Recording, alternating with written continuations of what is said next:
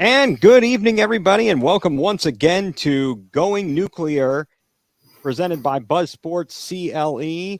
I am Ethan Greenberg, and I am here alongside of my co-host, Madison Delaney. Madison, how are you doing this evening? I'm doing okay, I guess. It was a bit of an up and down sports week for Cleveland, I think. At least my heels are back on track, I think. It seems that way. So hopefully not being ranked helps us a little bit.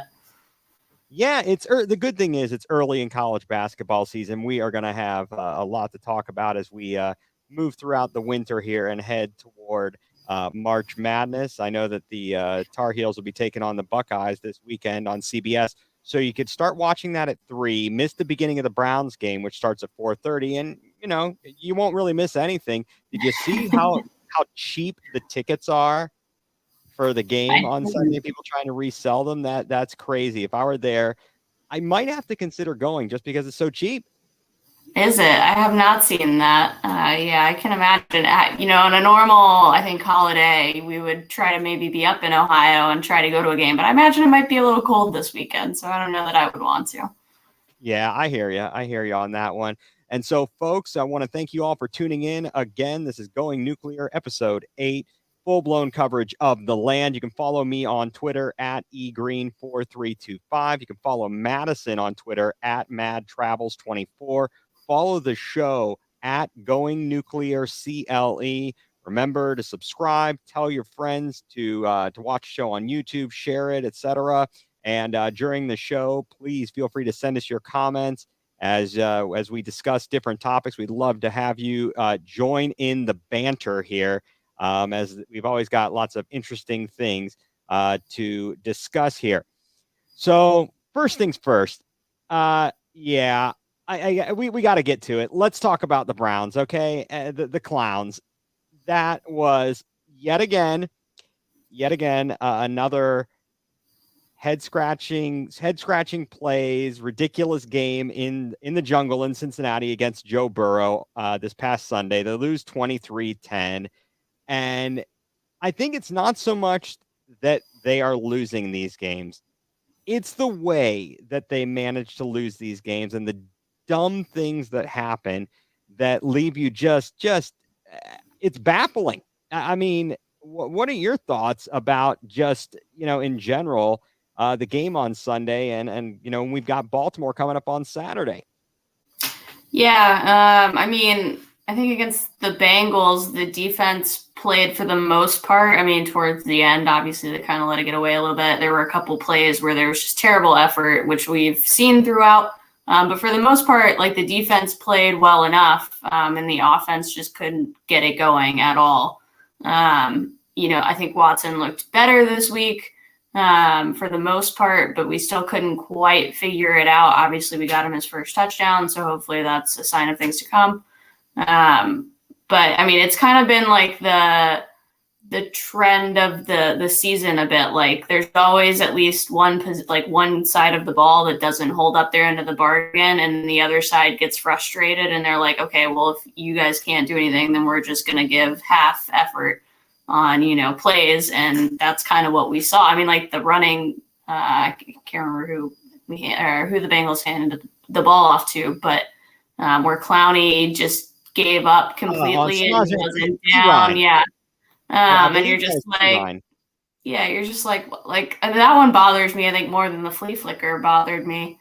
Just because that was like, you were literally right there, and the only thing you had to do was bring him to the ground, and you just, let him walk on by you.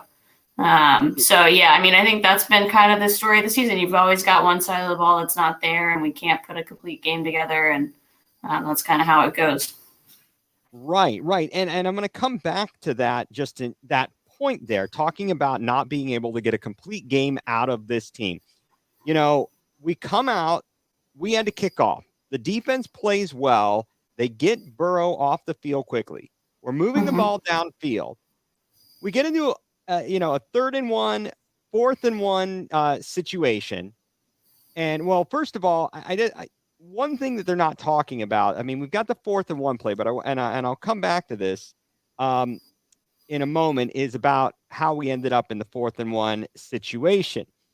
But On 4th and stinking 1, you're bringing in Jacoby Brissett, and not only are you not just letting him do the quarterback sneak, you're having him go play action and trying to hit Peoples-Jones in the end zone for a touchdown. You don't get the pass. You don't attempt a field goal. And now you give the ball right back to Cincinnati, and we're still scoreless. And this is a good question that I want to address here. How is it that Watson comes back and Chubb seems to disappear the past couple of games? And I will address that momentarily. So with that 4th and 1 situation, my questions are this. Why not get the points? What is with these geniuses that they'd rather take a chance on getting no points rather than take the opportunity and just simply get the 3 points should be a chip shot? And if your field goal kicker can't make those kicks, they shouldn't be an NFL kicker. They just need to be gone. It was a relatively easy kick. Should have been 3-0. Then, inexplicably, again, as I mentioned, instead of just having Brissett run a quarterback sneak, they're having him go play action to Peoples-Jones. He's just coming into the ballgame. Why did they need to bring him in? Why couldn't they have simply had Brissett either A, have Brissett sneak it, or B, have Watson run the same play? And it's just it really makes you wonder about what's going on. Is it simply a matter of the offensive line not performing as well, which might go to the question of why is it that Watson comes back, Chubb disappears the past couple games? It's been, over the past couple games, we've been dealing with the offensive line injuries. And I don't know if that accounts for all of it or what the deal is, but they are regressing, in my honest opinion. So that I put that out there to you. What are your thoughts about that? I mean, I will state very firmly, I have absolutely no problem with that 4th and 1 call. DPJ was open and he's just got to hit him. Like straight up, he's just got to hit him. I don't think you get the same result of DPJ being that open if Watson's in, because I think the threat to pass is more there. Like they're putting Jacoby in that situation because we've done a QB sneak so often. I don't think you can run a QB sneak because your line has been so bad. Like you're getting no push with your center right now. I don't trust a QB sneak over the center at all at this point. And I hardly trust a short yardage run with the offensive line as it's been presently. I think we already had some issues in those like obvious run situations where we, need to get a yard and we've had some trouble doing it. So like, I don't really have any issues with the play call. I mean, I somewhat get the, just leave Watson in and like, I say sure, but if you're going to do some sort of option where he can keep it to run, like I don't think you can run the same play and have the same result and hit him. Also, because I don't think Watson had proven to that point that he was capable of making that pass. He works his way back in. So I really don't have a problem with the call. I also don't know that it's a lack of trust in the kicker. I mean, he has missed kicks, but he's had several blocked because we're not blocking on the line. And so that's a concern for me. And we've had short kicks get blocked. Like special teams has been a disaster for most of the year, I think. So I understand kind of the reasoning. I think you're also thinking at that point in the game, like you're not going to beat Burrow with field goals, similar like you're not going to beat Allen with field goals. Granted, in I think both situations, it ended up the defense played a little better than we expected maybe. We thought that those offenses would put up a ton of points. They didn't really. And it's hard to kind of know that in the beginning of the game when you're still expecting them to really run up the score and have it be a shootout. So I think we got caught that way a little bit. I mean, maybe you take the field goal, but I don't think it's as automatic or as guaranteed as we want it to be. And people say that all the time, especially in the Browns bar. It's like, why didn't we just take the points, take the field goal? And it's like, we could, but we've had those blocked. So let's not like call it automatic yet. We're not quite at that phase yet. Right. I understand we don't have automatic Johnson out there, but still, I guess maybe I'm just thinking old school football and the fact that we have had we've gone for it so much more than other teams. And although the percentage has increased this season in our conversions on 4th down, probably mostly because of the Brissett quarterback sneaks, still we're possibly missing out on opportunities there to at least get on the board and take the early advantage. But one thing that no one wanted to seem to mention at all, and I don't know if you recall this the way I do, but on the second down play where Watson runs and gets spotted a yard short of the first down, why I have no idea why they marked him short. It didn't look like he went into a slide. It looked like he merely kind of fell down, or he went down, but he didn't go into a slide. And to my knowledge, then it should be marked where he went down or where he was spotted where he gets touched, not where he began to go down. And nobody mentioned it, so maybe I'm completely misinterpreting the rule and I've missed it somehow. But that would have changed the complexion of things as well, because it looked like he had enough for a first down, and there you go. That's going to make a difference in how things play out, or it might make a difference in how things play out. Yeah, I mean, I saw the same thing you saw. I mean, I think he went head first, which pretty much takes that all away. I mean, we were talking about it in the Browns bar that I go to in the Backers Club. And I mean, we were like, why? Like, first of all, why do we not challenge the spot? I guess. I mean, I think you're probably feeling like, okay, we got 2 downs. Like, let's not chance it. We can get this. And again, it's like you have a questionable offensive line at the moment. How much do we really trust the ability to get a yard? And it sucks to have to use a challenge on that, because that's a dumb play. You probably have other high stakes plays where you're going to want to use that. So I kind of get not throwing it, but that was weird. I thought they spotted the ball weird kind of the whole game. I think there was another one where I think Chubb maybe had a run where he got a first down and they were like, no, it was short. And it's like, that wasn't short. It wasn't even close to short. And the whole thing was weird. I didn't really understand it. Yeah, and the fact that the Browns drew 9 penalties for 98 yards is just inexcusable. And that goes into my next thought coming out of that game. And furthermore, just as the season as a whole, this whole idea, this mantra of tough, smart, accountable, and I see none of that. I see absolutely none of that. And it's exemplified by the penalties. That because I think there's a level of playing smart to not get these penalties. And being held accountable would mean that if you keep screwing up, maybe you sit your butt on the bench for a while. And specifically, I'm talking about the Tony Fields roughing the punter penalty that kept the drive alive for the Bengals, which they ultimately drove down the field, scored a touchdown, and changed the game, because the Browns were about to get the ball at their own. I believe when I listened to the replay and remember watching it, DPJ received the punt at their own 37. I think he had called for a fair catch. It's absolutely ridiculous that that he continued playing after that. I mean, I would have sat him down. I don't know. Find some other person off the scrap heap to play. Because I don't think we had anybody else, though. That's the problem. We're already really short at linebacker, and I don't think we had anybody else. Is I think the only. I mean, I don't want to say it's the only reason, because I think we've had other instances with other position groups where we have not had that level of accountability. But I really just think we had no other choice, because he started, I think, at linebacker for us. And he shouldn't be starting for us at linebacker. I think he was listed as a starter, but I may be wrong. But we just really short there right now. And JOK being out now is worse. So especially going into Baltimore, you never really want that. But I know we don't have Lamar probably this weekend. But right, you are correct. You are correct about the not having Lamar thing. But to me, it's a lack of discipline that has to start from the top down. And that goes to the head coach, to the positional coaches. This team is just a comedy of errors every single week.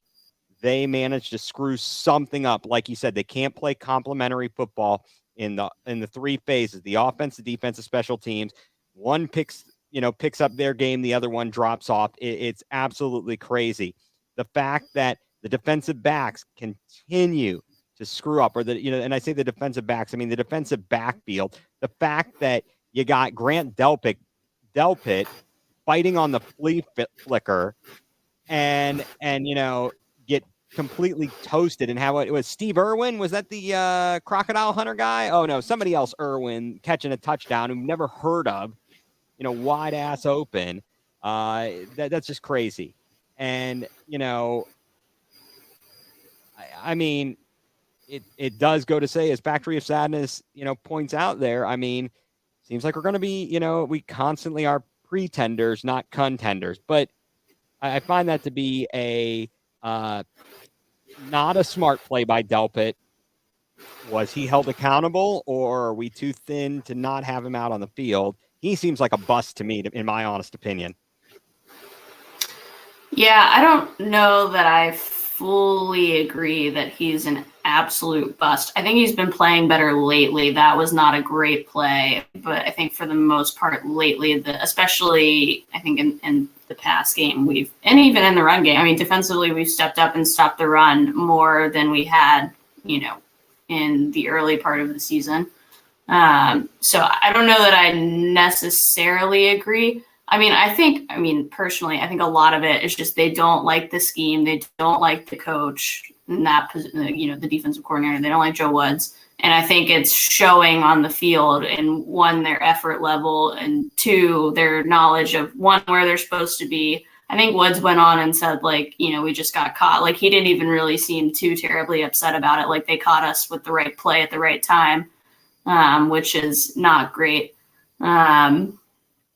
So, and maybe part of that, is like he's not really holding himself accountable for his calls. Like, you put us in a position, and I understand, like, we're trying to sell out to stop the run because we've been getting crushed in the run game for a lot of the year. And I can't remember if that big run happened before or after that flea flicker. Do you know?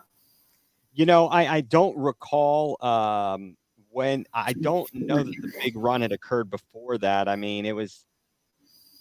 Yeah, it was bottom line. You try and wipe these things from your memory. As you're watching, you try and turn it off and go, oh, and just forget about it. Maybe take a few shots, if you have to. You're at the bar, so you would have been in a better position to do that. And we kind of we hit on this already. We talked about just how beat up the offensive line is, and that's supposed to be a strength of the Browns. And I really think that Bill Callahan is a fantastic offensive line coach. He's obviously done a lot. But obviously being down the person who we thought was going to be the starting center, Harris, and then losing the backup Posick, and now we got Froholt, at center, is making a big difference. And Jed Wills simply appears to have regressed this season from all, in all honesty, watching. He doesn't look sharp out there. And I think you've had other guys that have had injuries and are banged up. I mean, other than like Batonio, I don't know that you've had the best of play on the offensive line. And we talk about this a lot, and this is something that the defensive backfield and Denzel Ward.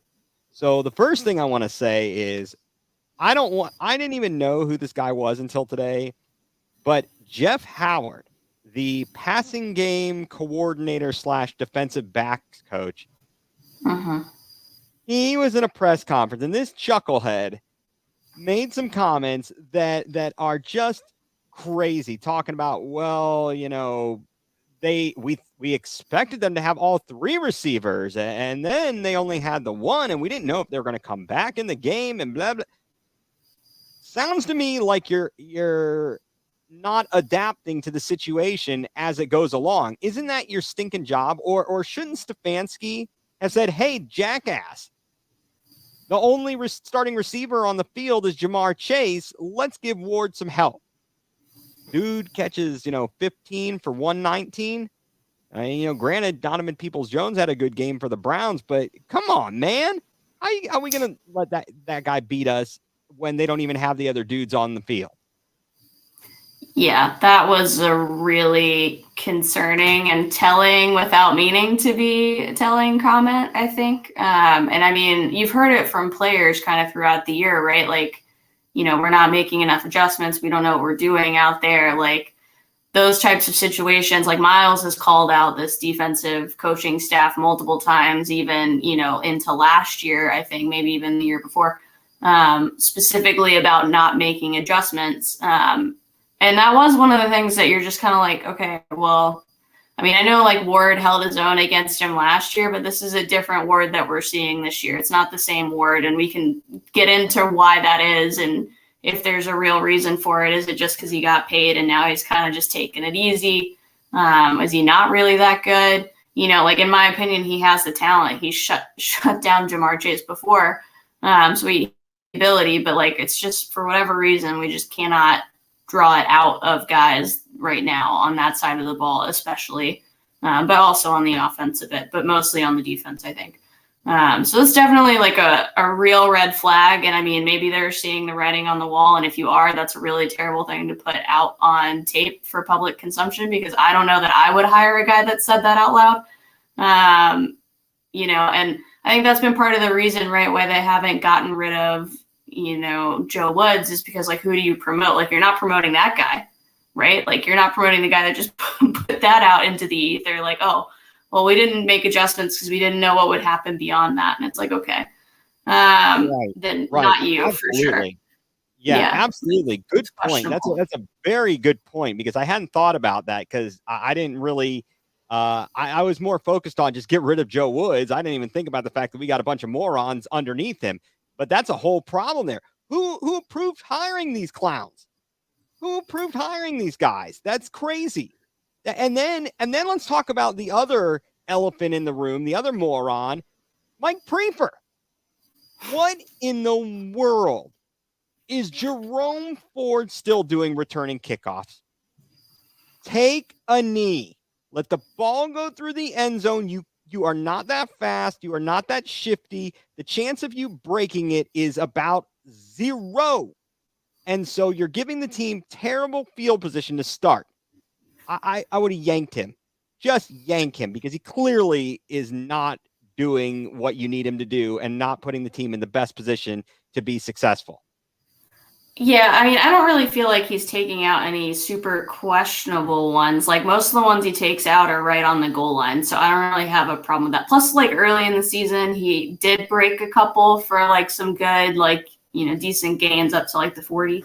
So I don't necessarily have a problem with him. We also just, again, we don't have anybody behind him until maybe the wide receiver that we signed. I can't remember his name, but last week that didn't end up playing Sunday. He might be able to return kicks potentially, but I mean, like, you're not going to put like Felton back there to return kicks either. So like, we just, our kick returner that we signed that was going to be really good got hurt in the off season. So that's part of the problem. But I mean, It's ultimately it is on Prefer, because he has been terrible.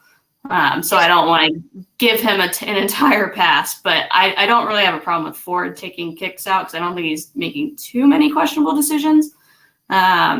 We're not necessarily blocking well upfield, so that's a problem. But yeah, I mean, Prefer's been bad in most areas. I think on punts, kick returns, field goals, trying to block. It's all been bad. It's been awful. And you're right. And look, I want to try out Factory of Sadness for Life's 95-year-old grandmother to see if she can return kicks, because she might do, fill in quite well. But no, okay, so you talked about, well, who do we have that can return the kicks? Oh, and she can block too, and kick field goals. This lady's amazing. I want her on my team. We got to get her out there for the tryout. Get her out to Berea. I'm all in on that. No, but more seriously, you're right. We might see Jalen Darden returning kicks. He's got some speed. We'll see. You're right. Losing Jakeem Grant before the season was a huge blow to have that. And we haven't had a real good, solid kick returner really since Josh Cribbs, to be quite honest. Yeah. And you brought, there's two things. One, you mentioned Demetric Felton. You mean the guy that just goes and runs in motion and then does a circle? He might as well go out and do that play. Like, do you remember that video that you might have seen flowing around the internet? The basketball team, it was maybe in high school, the guy who, like, all of a sudden gets down on all fours and starts barking like a dog and distracts the other team. You're about to get my dog barking like a dog. There's a dog barking outside. He's about to start barking. Sorry. God, There he goes. you see, that's what I'm talking about. But I feel like that's what he is. He's clearly just a decoy at this juncture. They have given no indication that they actually plan on using him. And if you're going to do it game after game and never use him, they're not even going to bother covering him. They're not worried about him. One other guy that's on the roster, I guess maybe he's been a healthy scratch. I'd have to look. What about Dearness Johnson? That guy was good. He was real good last year. Yeah. I know Felton's like technically like a running back wide receiver combo a bit. But he's typically filling the role of a receiver. Like he kind of slotted in where Schwartz played, I think. And again, it's like we're pretty decimated at wide receiver right now also, I think. So that doesn't help. Like he's out there playing where Schwartz probably would have played. And I think Bell is out this week too, which is not great. So like maybe you get guys like Mike Woods stepping up. I think Bell's actually played fairly well. I mean, he's gotten open a couple times and caught a couple passes, but Felton is a bit of a decoy, and it's weird because like I thought he did pretty well at the beginning of the year last year, and then it just kind of like dropped off completely. We've had him be healthy scratches for several games. Sure, you probably want to get Dearness in there. I wouldn't hate seeing more of Jerome Ford either. I think they're giving Kareem Hunt a chance to see like if he can find, a little bit of his footing because he kind of lost it there in the middle of the year where he couldn't get anything going on the ground. He is your kind of typical pass catching back. I think Dearness is capable. It's like we have too many guys at running back and not enough at any other position, I think.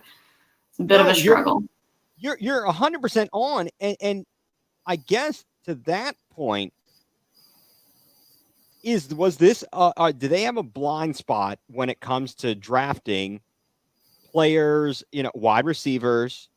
I'm trying to think what other position groups that they are tackle. Yeah. I mean, in defensive tackle, they seem to have some some problems. Let's see. And that's a good point here that I was going to bring up. I mean, might as well play Johnson, see if we want to keep him next year. Hunt's going to be gone. And for that matter, I wanted to bring up, like, why not have more of Hunt and Chubb in the backfield together to help this team out? Because if you've got a three-headed monster there where you've got Chubb, Hunt, and Watson, all three of whom could theoretically run the ball, that's going to stress the defense out just a little bit. You talked about Anthony Schwartz. That guy, he has he fumbles against the Texans. Mm-hmm. And he has a concussion. They sent him to the IR. They didn't even wait to see if he was going to clear concussion protocol. Was it that bad, or were they like, that's it, we are sick of you, we're just going to put you on the IR so we don't have to deal with you the rest of the season? I'm thinking his days might be numbered. I thought it was his second one on the year, which is probably why, but I can't remember explicitly, so I may be wrong about that. I want to say he had like one in preseason, maybe. To be honest, one of maybe the issues with this, both front office and head coach and, the staff, I guess, as a whole, is like not letting people go when you should. And we tend to keep draft picks on, I think, and give them chance after chance longer than we should. And almost for that reason, I mean, maybe if we get somebody like Cooks from Houston and we, end up making a move in the offseason, that changes things.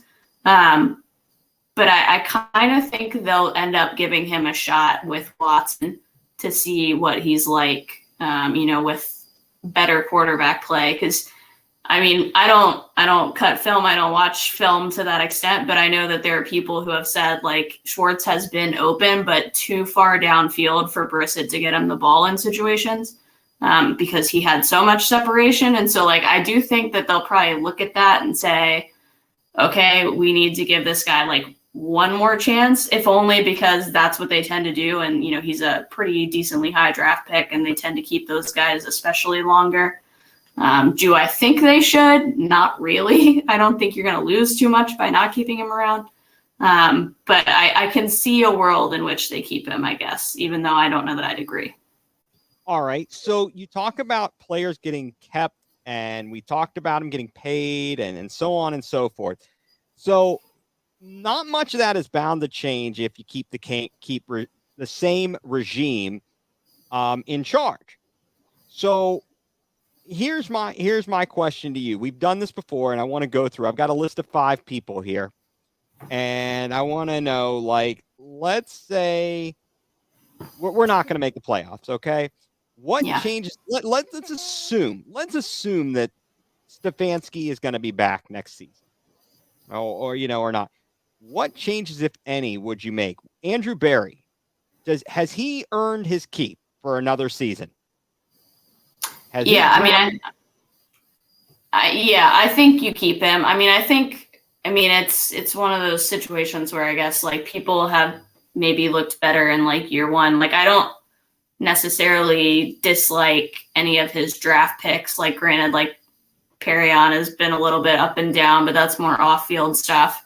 And you're kind of taking a chance on somebody in that position. But like Emerson's been way better than I expected him to be. I think like he drafts corners really, really well. The other positions maybe are up for debate a bit. I mean, he made the call on JOK. I think JOK was a great pick. Like there are enough good picks for me to feel confident enough with him. I think he did make a wrong bet on not needing terribly strong defensive tackles, and it came back to bite him. So I do think he'll fix that in the offseason. It might overcorrect even potentially.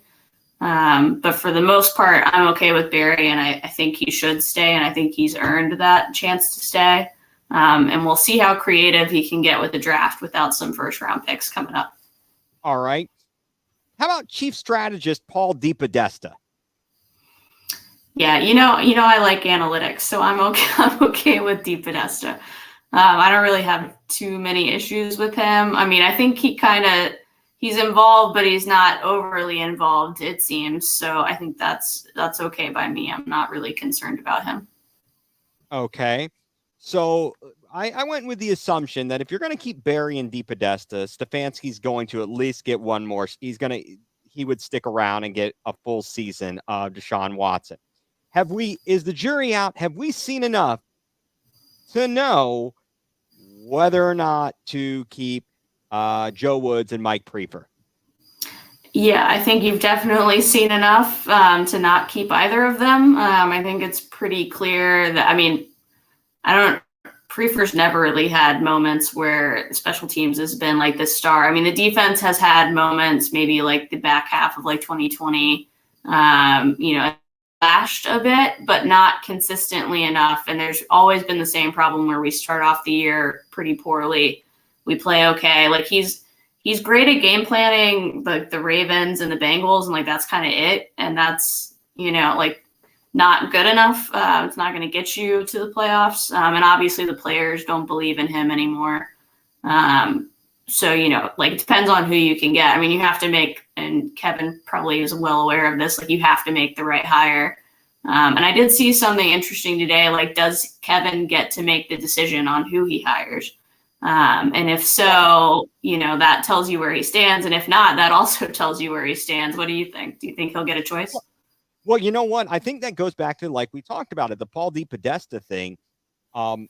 They talk about wanting to have everybody kind of on the same page there between DePodesta, Barry, and Stefanski. And it seems like Stefanski is playing along, trying to play nicely with DePodesta and Barry alike. And they're all kind of going along with this plan. And I don't know that that's the best plan. Sometimes being agreeable and not stepping up and challenging somebody it can be problematic. I think there's room for argument and discussion.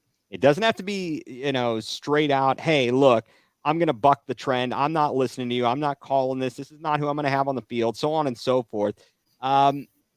There's somewhere between that and yes, sir, I will do that, sir. And basically DePodesta, for Yeah. all intents and purposes, it appears is has Stefanski as his little puppet. I don't know. I'm not sold, but at the same like there's this whole idea that, oh no, we can't get rid of another coach. Who are we going to get to replace him? Oh no, we're the picture of instability, blah blah blah. Well, keeping someone for the sake of keeping them and familiarity isn't great. I looked at a chart, a graphic of guys of the previous coaches the Browns have had since they returned in '99, and none of them. I don't regret getting rid of any of them. They none of them had gone on to do squat. You know, in fact, probably the only one who's gone on to do something is the guy who did a PowerPoint presentation to get out of town in Kyle Shanahan. Dable was here, but I don't know that he necessarily even had a chance. He just was along for the ride. With all that being said, um, you know, one name that was something that was going on social media today. I don't know if you saw it. I was listening to sports radio today, and there was discussion. What if they were to get rid of Stefanski? Would you take Jim Harbaugh? I don't know. Were you hearing any of that, or did you see that over the Twitters and such? I did. Um, I personally think there's only one person that they get rid of Kevin for, and I think it's Brian Flores, because he already had that deal with Watson. I don't see Jim. I mean, I could see him going to the pros. Do I think he's going to go to Cleveland? I don't think so.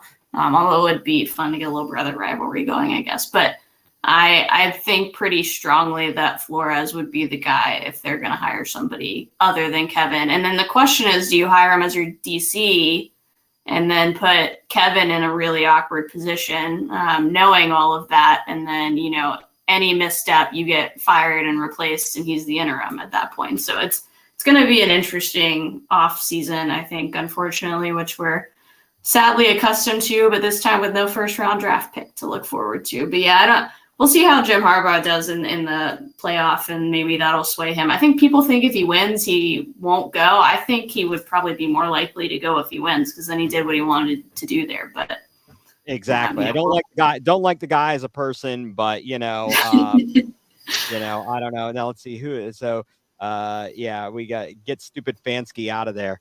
Yeah, I've seen. I'm leaning that way. I don't know what the best option is. All right. So bottom line, we've got the Ravens on Saturday afternoon, 4:30 on NFL Network. I'm sure we're going to showcase lots of orange empty seats at the stadium. Tyler Huntley appears to be starting at quarterback. We defeated Tyler Huntley barely last year in Cleveland. And I don't know what to make of him. In the game in Baltimore earlier this season, the defense balled out, held Jackson to, I believe he had less than 10 completions. That was one of the two games where we held the quarterback to less than 10 completions and somehow managed to lose. We got hosed on, an offensive pass interference call on Amari Cooper that would have given us the lead. And then we had the phantom false start penalty that pushed a 55-yard attempt back to 60 yards. It got blocked. We talked about that and how ultimately that wasn't neither one of those would have guaranteed a victory. But still, we had opportunities there. That was just one of the many games where we had an opportunity to win, take the lead, take control, and we didn't do so. What do you think about our chances this weekend? I mean, you have a chance by default, assuming the defense doesn't pack it up and start focusing on vacation. I mean, I think the offense will be fairly focused because they're trying to get Watson back up to speed. And I mean, you saw flashes right before he threw that play to get out last week out of the pocket and still complete the ball 15, 20 yards downfield. Was vintage Watson. And then, of course, you go and you're late on a read and you miss him and hit the safety coming over the top. So it is what it is. But I think he'll be better. I think getting the first touchdowns, hopefully a come in waves kind of thing. And having Njoku back, I think, helps a lot. So I think your offense can maybe get going a little bit more. It maybe depends on how healthy Cooper is. That's obviously a bit of a concern. But DPJ's played well. He's on, I think he's on pace for 1,000 receiving yards. We've also, we're hopefully going to have Njoku. Hopefully we can get the run game going in any capacity. Any would be great. I mean, it's a tough defense. So it's a real good test for them, I think. But I mean, you have a chance by default because Lamar's not playing. So that takes out a little bit, but Tyler Huntley's not bad, so I don't know that I would count it as a W right away, but they got a chance. Right. No, but you know what separates them from us? Yeah, coaching. John Harbaugh is a better coach than Kevin Stefanski. They managed to win games that they shouldn't win, and they do it however they have to do it, they win. And that's what I admire and see in these other teams and these other coaches. Even when they're shorthanded, they figure out a way to win. Mike Tomlin hasn't, obviously having had Roethlisberger made a huge difference all these years, but to have never finished under 500, that's pretty impressive, even in seasons where they've been depleted by injuries. This year might be the first that he doesn't finish 500. Of course, it's been a pretty bad season for them at the quarterback position. So moving on, I think we beat this, beat it's a long time talking about them. Yeah, beating a dead horse here with the Browns. They are who we thought they were, and we can't let them off the hook, though. We can't let them off the hook. Let's talk a little Cavaliers. That's some good stuff there. They finally got a win last night in Big D in Dallas over Doncic, 105-90. Mitchell goes off. He gets 34, and all 5 starters score in double figures. That's just their 6th road win, 6-9 on the road. That's not too impressive. I mean, the loss to San Antonio certainly stunk. That was a clunker of a performance, and so I don't know what do you make of the Cavs? They get, first of all, what are your impressions from their win last night? Yeah, it's nice to have a road win where they came out kind of like from really pretty much start to finish as kind of the go-getters in the situation. They're not reacting to what Dallas is doing. They kind of took it to them, which has not happened, I think, in a lot of cases. I would be really interested. It just feels like if we hit our first shot, like that changes the entire complexity of the game and like how it goes. If we miss our first shot, then we're like, oh, okay. Especially on the road. I think at home, like they can kind of rally because they have the crowd behind them and it's a great crowd. They're always, excited and that kind of thing. They can pick them back up. But like for whatever reason, they just have slow starts on the road. They dig themselves into a hole. They maybe can fight into a comeback of some sort. And you expend all your energy trying to get back that you don't have enough to really close the deal. So it was good to see them last night kind of start to finish, play wire to wire and not have to give up a big lead and try to fight back for a change.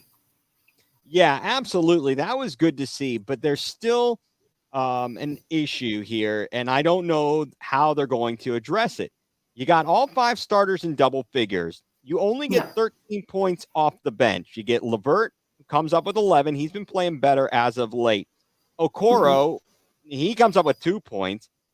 And you got Zilch out of love. Chetty doesn't even play. Apparently, he must be in the doghouse again. What is this team going to do to support the starting 5? Even when Dean Wade comes back, and if you can either A, have him on the bench, or B, and leave Stevens in the starting lineup, or vice versa, I don't know that that's enough. What are they going to have to add to this group to not have such a drastic fall off of a cliff when the starters aren't playing their best? Yeah, it's a fair question. It's kind of interesting because Lamar can give you scoring on certain occasions, but like that's not typically his main role. So like maybe it does make sense to leave him in the starting lineup and bring Wade off the bench, just because he is a better shooter. I do think having Rubio back makes a huge difference for the second unit. if only because one, he can shoot the ball, so he's capable of scoring himself, but he also has good chemistry with like Kevin Love and Jetty, and he can get those guys going when they're off to a bit of a slow start. So I do think that will help things. I think Kevin Love's probably dealing with his thumb injury a little bit more than maybe we realized. I think it was a shooting hand, if I'm not mistaken. I may be wrong. But I know he's technically healthy now, but it can still affect you for a little bit while you're trying to get back. I do think like LeVert needs to be the guy coming off the bench. Like he's got to be the guy that gets people going, and he's done a good job getting people involved when he's a starter. And he's got to kind of figure out, I think, coming off the bench, like when to pick and choose his spots versus also helping to get his teammates going. And I think that can help a bit. But it does kind of feel like a gap a little bit. Maybe we'll see how Rubio does when he's back, if we have enough time before the trade deadline to kind of weigh those options and see if we want to pull the trigger on a trade. But yeah, Jetty not playing was a little weird to me. We do tend to do that to Jetty, I think more than anybody, where he just gets no minutes at all for seemingly no reason. But I'm sure it was like an effort thing on the defensive side of the ball, because typically that's how it goes with him. But yeah, and that's not good. That's just not a good look for him there. He's a veteran on this team, and he's got to show some leadership, honestly. I saw a couple names. One is not coming to mind, but one of them that is Terrence Ross as a possible player. I believe he's in Orlando. Someone we could possibly bring in. I don't know. It's going to be very interesting to see what this team does. And to really gauge where they're at, whether they are an upper echelon team in the Eastern Conference or not.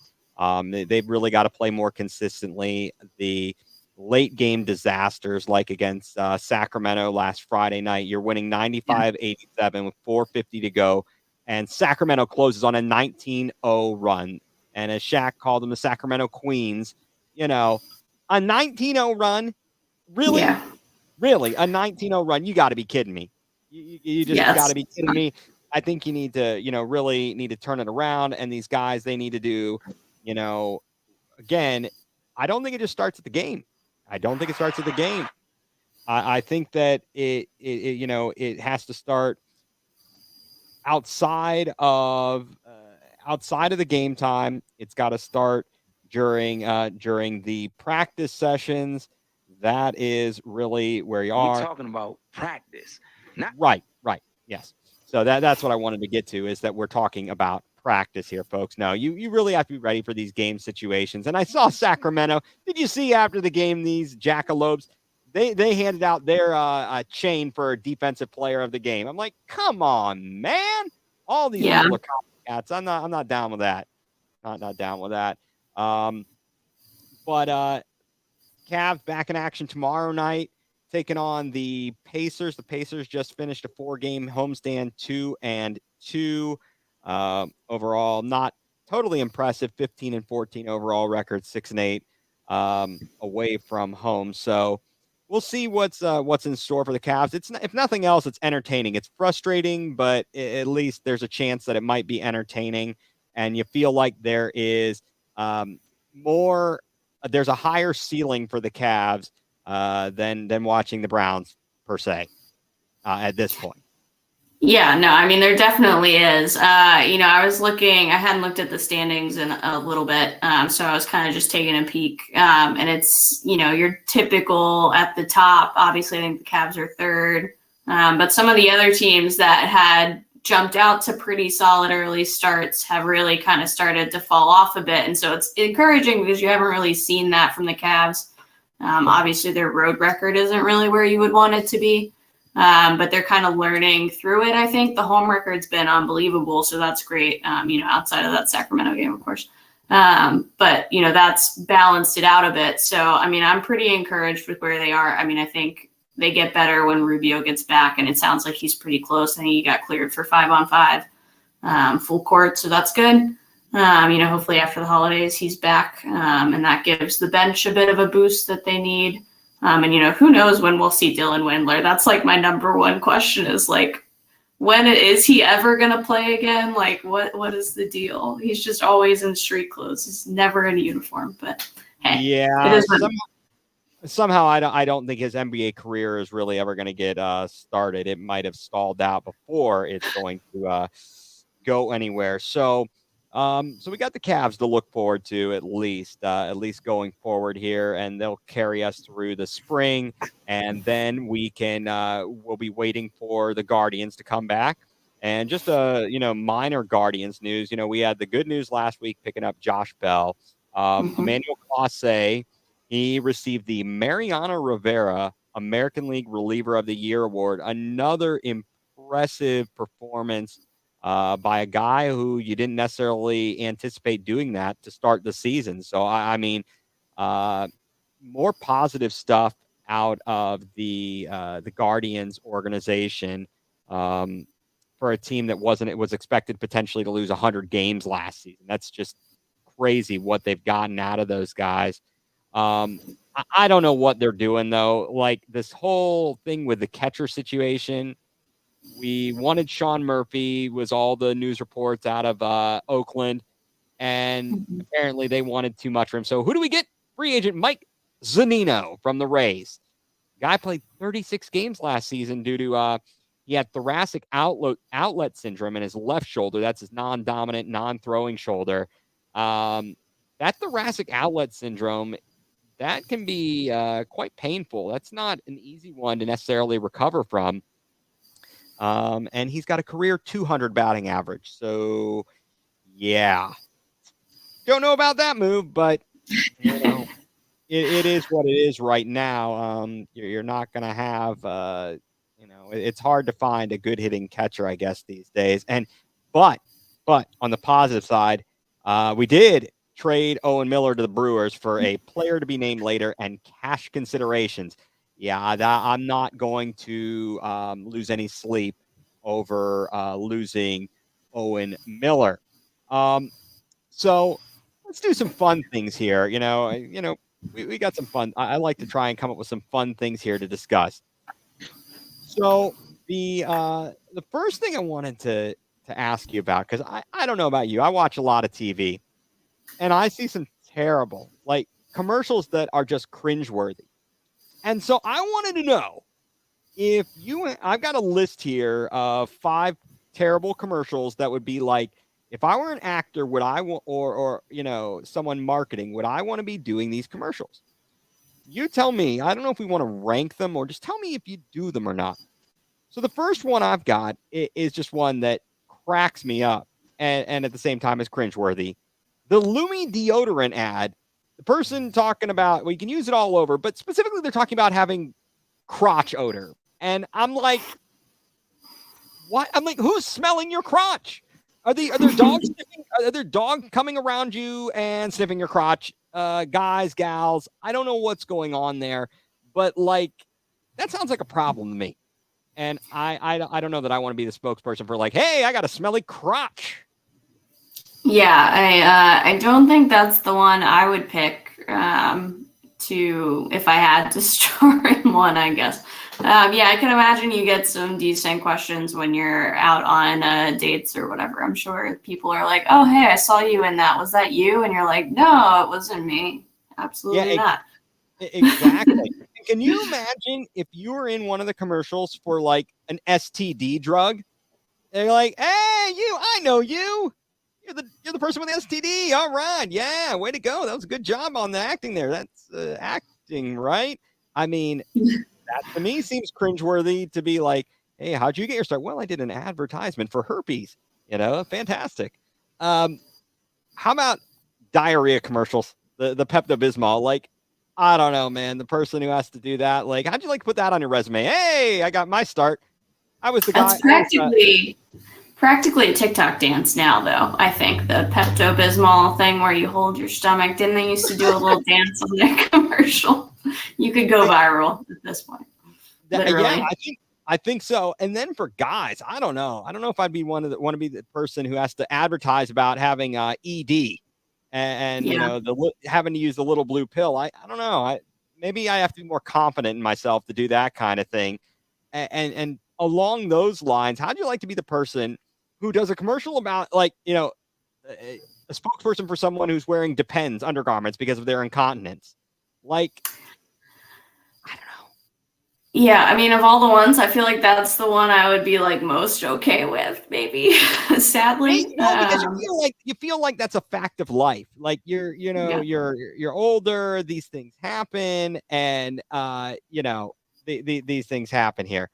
Um, okay, all right. So those are my just cringeworthy commercials that I've seen and wonder about here. All right, so we're going to talk here just real quickly. I'd like to go to the Ohio State Buckeyes and just college sports in general. Is my question is this, first of all, we've got CJ Stroud. He loses the Heisman. Caleb Williams wins it for USC. Great. I really don't care. You know, um, is not winning the Heisman, is that going to give any more fuel to CJ Stroud's fire for for the playoffs? Does that give him a chip on his shoulder at all, or do you think it doesn't matter? I don't know that I think it matters too much because I think he probably already has a pretty big chip on his shoulder trying to get back to Michigan and play them again, and another shot at them. So I think that's probably all he needs. I don't know that there's any additional fire needed for that. And maybe it's a little different if like Caleb Williams is on the other side, playing him, then maybe yes. But Right. I think he's probably more focused on trying to get to Michigan and then beating them. Right. Now, is the name, image, and likeness and the transfer portal, are those two things ruining college football and college sports in general? Because as much as I wanted to see the players have an opportunity to make some money, I'm starting to wonder about it because it seems like it's I mean, I guess it's maybe it's the same thing that was already going on where people were just handing you money in McDonald's bags or whatever sham of a job you might have gotten with a booster. But I feel like they may have started down a real slippery slope here. Yeah, I have not so much of a problem with NIL. I think that ultimately is a good thing for the most part, and I don't know that they have all the details ironed out yet because they just kind of made a pretty rash decision to say like, "Hey, go for it, free for all, get what you can," but like they're not really regulating it to any real extent, from what I can tell. I mean, they're kind of like putting rules on colleges like after the fact and like, oh no, you can't actually do that, like you can't actually help people, like there's like some weird stuff happening with it. So I think once they get the details ironed out, hopefully it'll be okay. But to your point, I do think like there's still stuff like that happening where there's under the table money, so like I don't think that necessarily went away, although maybe they could put it a little more public.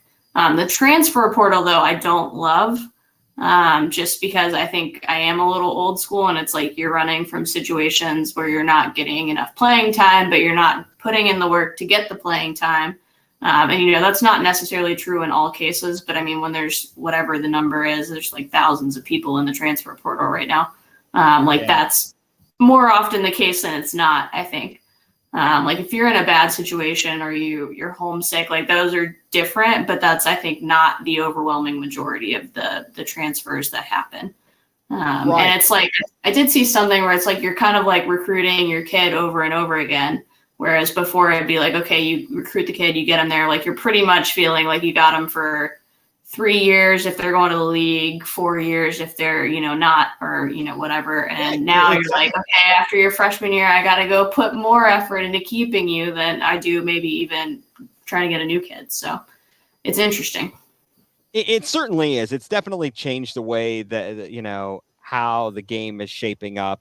It's a whole new ball game out there with the transfer portal and everybody just going every which way. I understand when a coach leaves and you recruited by a certain coach, you're liable to want to go with them. It's going to be very interesting to see how things change and develop as the college football playoff gets bigger and so on and so forth. So with that behind us here, let's go to our weekly yay or oy vey. So I was discussing this with my friends over the weekend. about all these stupid, well, what I would say is stupid, but I'm going to, lay this out there. Smart TVs, not just regular TVs, smart TVs. Are you up with that, with all the apps on there and the built-ins and the whatnot? And I should just put that as smart TV/appliances. Do those get yays or oy bays from you? I am a yay for smart TVs, but like I mean I have Apple TVs, so like I use that. I don't actually use my smart TV. But I still like having all the apps on there and like being able to click around, I guess. I mean, I just do it on my Apple TV instead. I count that as kind of the same. Anything that can make my life a little easier, I'm always down for. All right. That's a fair point there. My problem is, like, mostly, I guess, with the way these things are marketed and the way that stores they do bait and switch on you, because you're looking at a TV, you're like, wow, this is great. It's got all these features on it. And then you're like, wait a second, this only has 2 HDMI ports? Are you kidding me? And so they suck you in, and with all these apps and this, that, and the other. I'm like, you don't even have the basic components that you need when you've got all kinds of devices to hook up. This is crazy to me. So, I mean, I'm a yoy vey. I think I'm in the middle there. All right. Another product, an advertisement campaign I've been seeing is the Arby's Wagyu beef burger. Are we yay or oy vey on the Wagyu beef burger at Arby's? I'm oy vey on anything Arby's. I mean, I don't hate it, but like would not be my first, second, third, maybe not even my fourth choice if I'm out on the road trying to find something to eat. And definitely not that. If anything, I'd get like roast beef, I guess. So I'm an oy vey. Right. I got to say, stay in your lane here. And the question is, what's the percentage of Wagyu in their Wagyu burger? I mean, that's an expensive meat. Wagyu is not cheap. That's the best of the best. And you're saying you're putting it in a hamburger? Okay, let's stick to like 80-20 ground beef and make it good. And then furthermore, you're supposed to be Arby's roast beef. Your whole thing with we've got the meats. I'm not, no. Stick with your roast beef. Just do what you do well.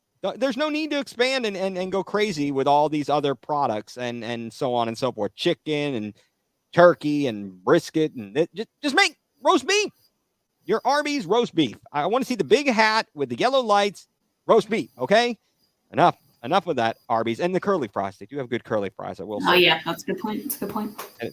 All right, and last on our yay or oy vey list this week, all you can eat buffets. Yay or oy vey? I'm a hard oy vey on that. My sister gave me some statistics on the types of sicknesses you can get from buffets. And so for that reason, I am out. Yeah, I think that as a kid, you're like, oh, this is awesome. You go to the buffet, you load up on desserts. You're like, hey, this is great. And then you realize all the things that are wrong about that. You realize all the hands that might make their way onto food and people who are just gross, and it's just no. I'm gonna definitely be a hard oy vey on that. They used to always talk about, you go to Vegas, all the amazing buffets. It's like, nah, I don't think so. I don't think I need a buffet that bad. Not so much. I'll just order one nice dish for myself and go from there. So with yay or oy vey this week in the rearview mirror, it's time to go nuclear. Madison, what's got you going nuclear this week? So I will say my current pet peeve, I think, is people gatekeeping like weather model runs and like, oh, it's not a forecast, it's just one model run. Like, I don't care. Let me be excited that we could have a white Christmas. I know it's a model run. I know we're not going to get 18 inches of snow like the model run said earlier today. But do I believe that we have a chance at a white Christmas? Absolutely. And I don't want you to try to take that from me because you want to give me facts about how weather works. Like, I know I wanted to be a weather person when I was young. I understand. But still, it's fun to get excited about it. We could have a white Christmas. I don't remember the last time I had a white Christmas. So I'm going to hold on to that hope. And you guys can just stay in your lane and let me have that. Yeah, fair enough. No, I agree. And I think that would you agree, Madison? That kind of applies to everything in life. why is it that everyone wants to tear you down whenever you have hope about something? You're like, yeah, I'm looking forward to this. I think this could be really great. Well, that's not going to happen. And you just, crush your dreams. Yeah, let people crush have your hope. I know. That is tough for other people to let their friends and family be happy for even 1 second. So, Madison, what's got me going nuclear? I recently got some new clothes, some new apparel. Ordered up some stuff from Fanatics, and they did a fine job. No problems with them. No problems with them. But I got a shirt. And, I understand there's this whole idea of not wanting to have annoying tags, that scratch at your back or whatever. But putting them on the side, putting them in, that's not much better, folks. But what really has me going nuclear is the fact that I got what appeared to be, it looked like a CVS receipt length tag on the shoulder of a long sleeve t-shirt. I'm like, what is this thing? They make symbols on the care instructions on how to wash it, how to dry it, don't iron it, do iron it. It's like an international symbol, yet they're still writing out this tag. It's got multiple languages on it. I'm like, you got the symbols for a reason, folks. Why are you doing this? And why would you put it in the shoulder? Where did you come up with this idea? That is just crazy to me. It makes it no better than putting it simply on the back of the neck. Sometimes it's a matter of, if it ain't broke, don't fix it. Don't overthink it. And in this case, they, in my opinion, have overthought the matter, and they need to just, in the words of many coaches, including our own Kevin Stupid Fansky, we got to do better. All right, folks, you got to do better. You got to do better than that. And one other thing that just really drives me nuts is people who plaster. I'm just going to say it. I'm going to come out strong. People who plaster bumper stickers all over their car. I don't care what you think. I don't care about a stick family. I don't care about what teams you support. I just drive, okay?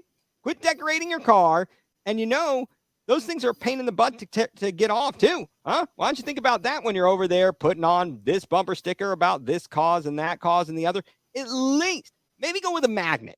Maybe go with a magnet they can just pop off. It's no big deal. No, I'm going to put a bumper sticker. I ruined a rear window defrost putting up a brown sticker in my rear window one time. And so, leave it to the Browns to ruin something for me. I mean, as always. But yeah, bumper stickers, they can go. I don't care which way you're, what views you have. Just please enough with the self-expression. I'm out. I'm out. There's just too much of that going on here. But those are some things that have me going nuclear this week. So, folks, as always, want to thank you for tuning in. This is Going Nuclear, full-blown coverage of the land. We're presented by Buzz Sports CLE. I wanted to thank Craig Fountain, thank Madison Delaney. You can follow us on Twitter. You can follow me at egreen4325. Follow Madison at madtravels24. Follow the show at Going Nuclear CLE. Remember, tune in if you can. Tune into YouTube. Subscribe. Share with your friends. Let them know. We love your comments. Factory of Sadness for life. As always, I want to meet, I love your comments, and I want to meet your grandma. I want her out, her 95-year-old butt out on the field, kicking field goals, making tackles, blocking, everything. Let's get that. Let's get her out there and hope for better things in the future from the Browns. And so, folks, that is going to do it here for tonight's edition of Going Nuclear, full-blown coverage of the land. Once again, thank you very much for tuning in. Madison, thank you as always. And that's going to do it here tonight. We'll see you next time.